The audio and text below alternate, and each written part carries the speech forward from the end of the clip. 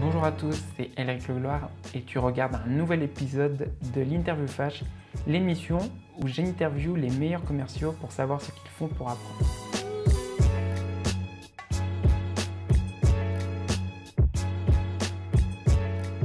Et ce nouvel épisode, je reçois Pauline Ravel, Head of Inside Sales Europe chez Malte. Est-ce qu'en une phrase, tu peux me dire ce que tu fais justement et présenter ce que fait Malte aussi? Alors, en une phrase, je suis donc Head of Inside Sales. Concrètement, je m'occupe d'une équipe de 15 commerciaux sédentaires qui accompagnent les petites entreprises en Europe pour trouver le bon freelance pour leurs projets digitaux. Evalt, c'est une plateforme qui met en relation les entreprises qui ont besoin d'expertise et les freelances qui ont besoin de trouver des missions. Et justement, tu peux nous expliquer quel est ta semaine type de travail justement chez Malte? En gros, moi, j'ai 30% de suivi opérationnel des équipes. C'est-à-dire que j'ai des temps forts avec mes équipes. J'ai un weekly tous les lundis qui s'appelle le Good Morning Closing, où toute l'équipe, ensemble, on parle des chiffres, de ce qui s'est passé la semaine d'avant, de ce qui va se passer et de se projeter sur le mois. Ensuite, j'ai du suivi opérationnel de pipeline et de portefeuille de mes équipes, en lien avec ma team lead, qui m'accompagne aussi beaucoup dessus. J'ai 30% de KPI, de reporting, d'optimisation des processus et de mise en place de la stratégie. Où là, j'ai des meetings avec mes pairs et mon management pour être en capacité d'avoir une vision effectivement plus opérationnelle et macro en même temps sur le lien justement de ces chiffres un peu macro. Ensuite, j'ai 10% de partage avec les autres fonctions dans l'entreprise sur des projets transverses, avec les ops, avec le product, pour être sûr d'être en capacité de dérouler cette stratégie en équipe. Et ensuite, 20% de training pour être capable de faire monter en compétence les équipes.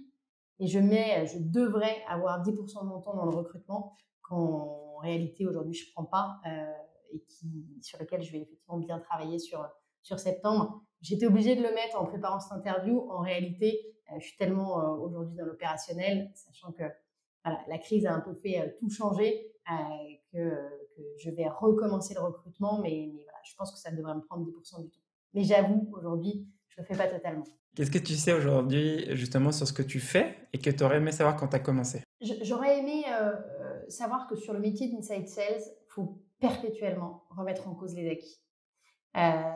Une startup, ça évolue tellement vite que tous les 6 mois, en fait, le marché change, ton produit il change, les équipes, elles ont déjà évolué.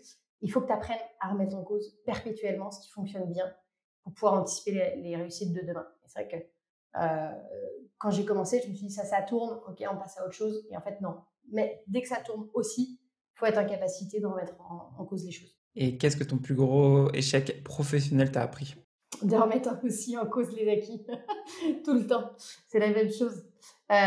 Si tu penses que tu es arrivé parce que tu fais tes objectifs et tes chiffres tous les mois, bah, tu te plantes en fait.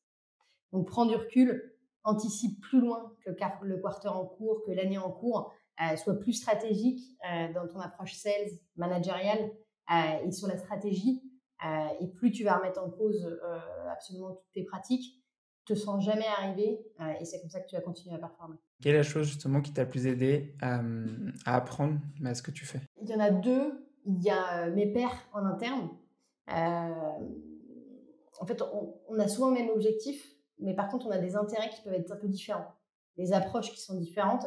Et c'est que dans un collectif que la fonction d'Inside Sales, elle arrive à performer. Avec l'alignement avec le marketing, avec le product, avec les ops. Plus on arrive à aligner toutes ces différentes planètes ensemble, plus la fonction et le métier et le département Inside Sales, il arrive à performer. Et ensuite, tu as les pairs en externe pour benchmarker les pratiques, pour trouver des solutions différentes, pour me montrer un autre prisme et m'aider à résoudre mes problématiques. Et ça, c'est les deux choses qui m'ont clairement aidé à accélérer. Quelle ressource t'a le plus aidé dans ta carrière? Honnêtement, je ne peux pas en prendre qu'un. Je suis désolée. Moi, j'ai trois podcasts. J'ai The Growth Maker et Dans l'arène de Gabriel Gourovitch. Et évidemment, le tien, The Sales Game, qui m'a vachement aidé voilà, à pouvoir aussi mieux comprendre tout cet écosystème et qu'est-ce que les autres mettaient de manière très opérationnelle.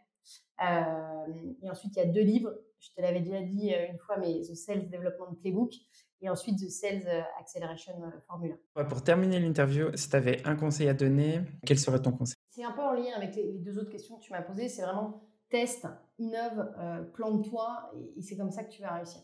et surtout intègre tes équipes dans tous tes projets et pas peur de les défocus.